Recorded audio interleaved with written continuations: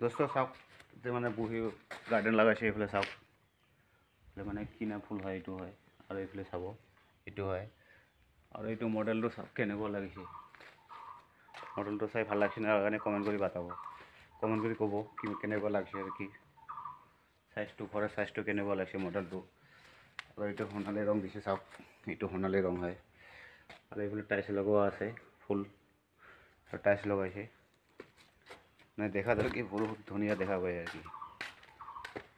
আপোনালোকে কেনেকুৱা লাগিছে কমেণ্ট কৰি ক'ব আৰ কি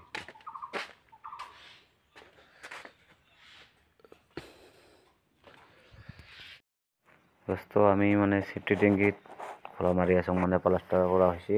এতিয়া খোলা মাৰিব লাগে চাওক ইমান ফিনিচিং নালাগে বোলে সেইকাৰণে আৰু কি জ্বালা মেলা খোলা মাৰি আছোঁ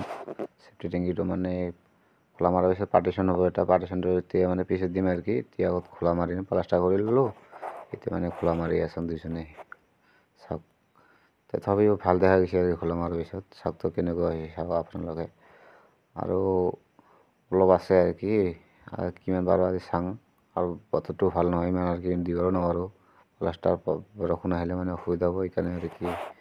অলপ মাৰি আছোঁ আৰু চাং কেনেকুৱা হয় আৰু কি